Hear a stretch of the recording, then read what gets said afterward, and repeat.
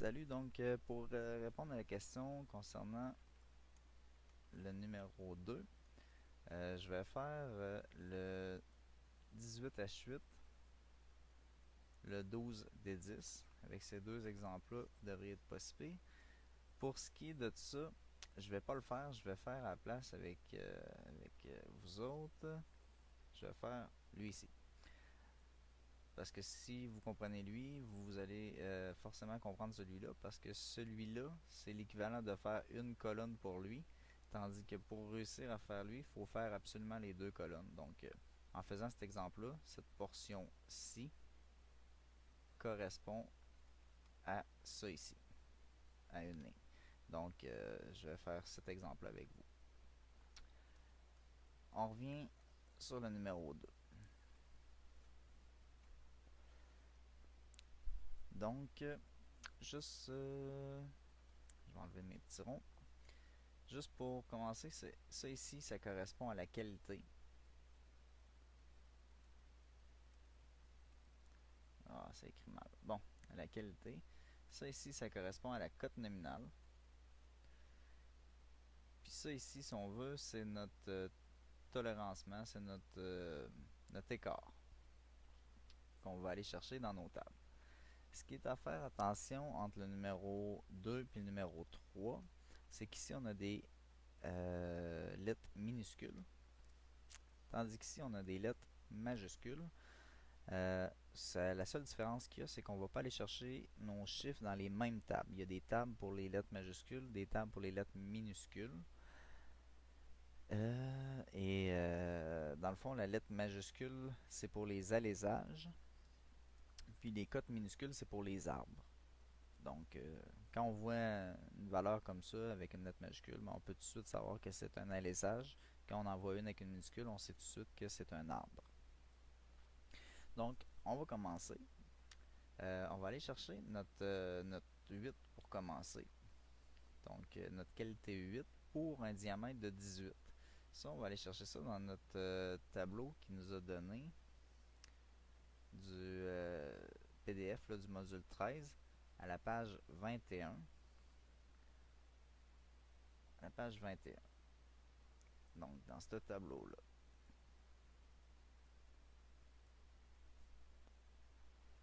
Je vais aller regarder. On disait 8 pour un diamètre de 18, donc 8. Ça va être forcément dans cette colonne-là pour un diamètre de 18. Là, ce qui est à faire attention, on a un 18 ici, puis un 18 ici. Ce qu'il faut savoir, c'est que le 18 n'est pas inclus ici, il est inclus ici. Au même sujet que le 30. Le 30 est inclus ici, mais il n'y est pas ici. Donc, la colonne qui nous intéresse, vu que c'est 18, est ici. C'est 27. Donc, si je viens chercher la calculatrice, on fait 27 divisé par 1000 parce que c'est des microns. Les tableaux nous donnent des microns. Donc, pour reconvertir ça en millimètres, il faut le diviser par 1000. Ce qui nous donne 0,27 millième. C'est donc notre intervalle de tolérance. 0,027. Maintenant, on va chercher à savoir notre ES ou notre EI. On ne le sait pas. On va le savoir seulement rendu dans nos tables. Donc, on cherche la lettre H pour un diamètre ou une cote nominale plutôt de 18. Donc, on va aller dans notre tableau. Puis, plus bas, il y a des tables. Ils sont ici. Donc, on voit, on a des tables avec des lettres majuscules, encore avec des lettres majuscules, et on a des tables avec des lettres minuscules. Nous, c'est vraiment H majuscule. Donc, on va le retrouver dans cette table-ci. Pour un diamètre de 18, toujours le même principe, le 18 est inclus, donc ça va être cette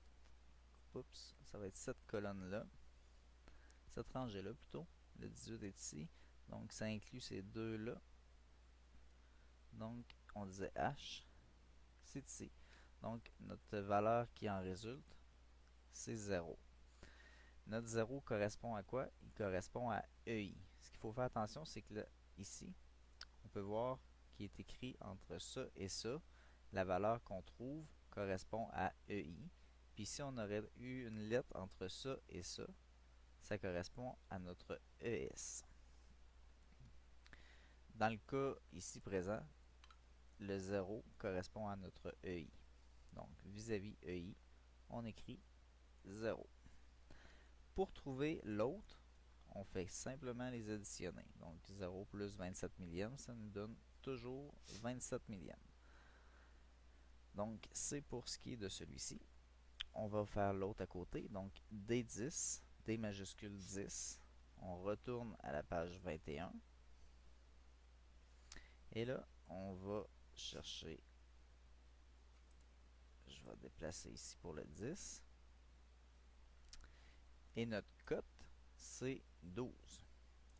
Donc, 12 est inclus toujours dans la même rangée, donc dans la même rangée ici, donc entre 10 et 18. Donc, la valeur, qui en résulte, c'est 70 microns. Donc, 70 divisé par 1000. Ce qui donne 70 millièmes. Et c'est ce qu'on va venir écrire pour notre intervalle de tolérance. Comme tantôt, on cherche notre ES ou notre EI, on ne le sait pas encore. On sait que, oups, je ne l'ai pas écrit à la bonne place.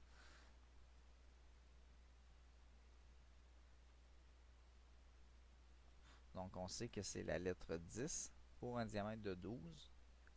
La lettre D pour un diamètre de 12. Donc, on va aller chercher notre D majuscule dans notre table.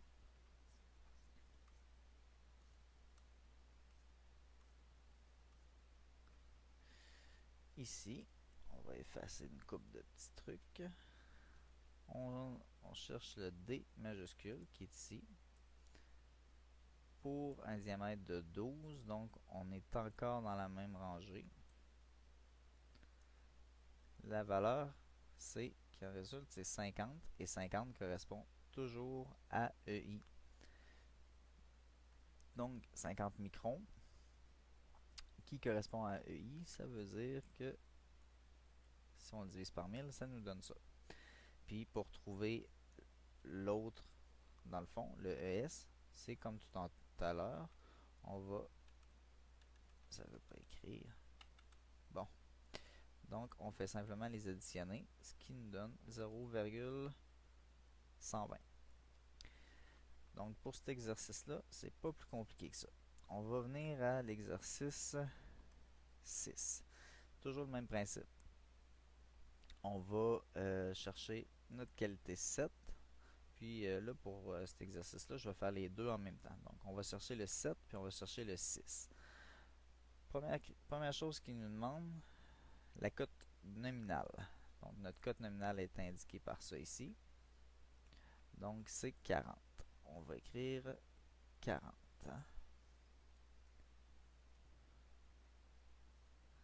Pour les deux. Maintenant, on va aller chercher notre IT. On va commencer par aller chercher notre IT en premier, qui correspond à notre dernier chiffre. Donc, page 21, on va chercher 7 et 6 pour une cote de 40. Donc, on va chercher 7.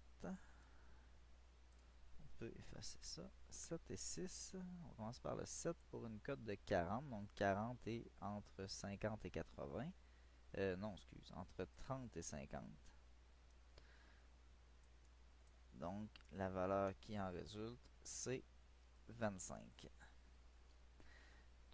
C'est toujours en microns, donc ça nous donne 0,025. On va faire tout de suite notre 6, il était juste à côté. Donc c'est 16 microns, ce qui nous donne 0,016. Maintenant, on va aller chercher notre écart fondamental qui se trouve avec la lettre. Donc on va aller chercher un H majuscule.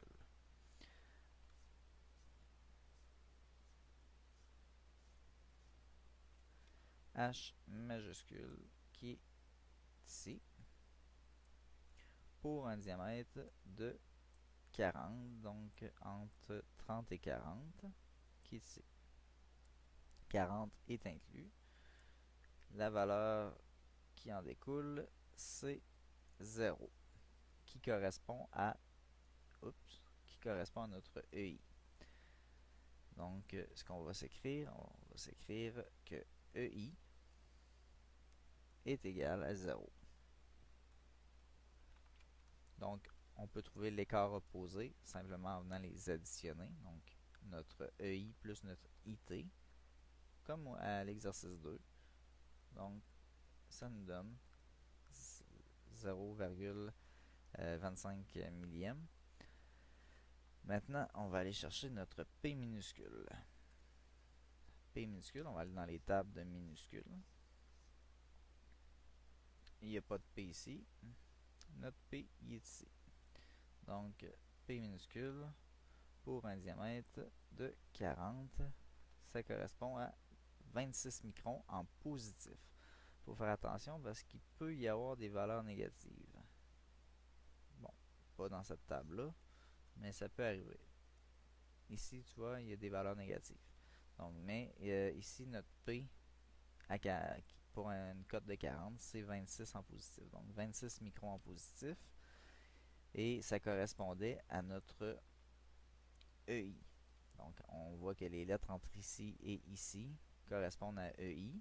Si j'irais dans l'autre table, les lettres entre ici et ici correspondent à ES.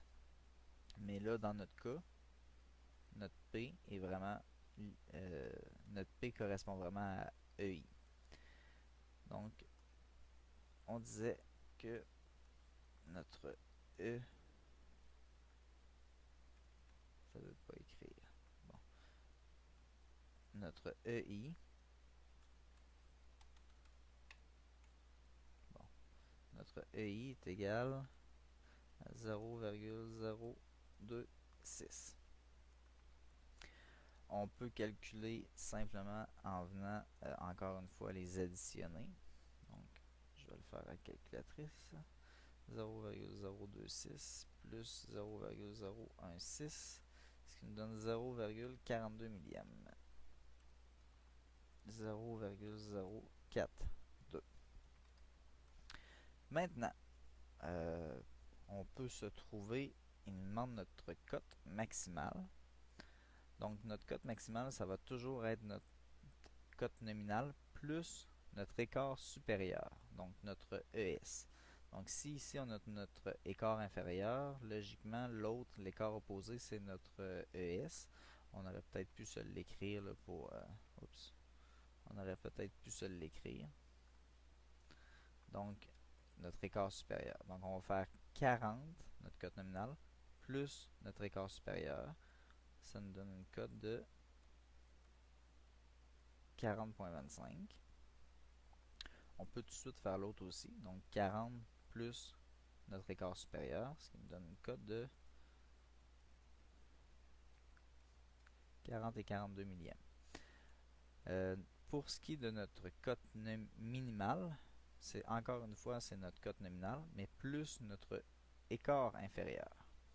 Donc, ici, ça va rester 40, parce que 40 plus notre EI, ça donne 0. Donc, 40 plus 0, ça reste 40. Et de l'autre côté, notre EI est à 26 millièmes, donc ça va nous donner 40,026.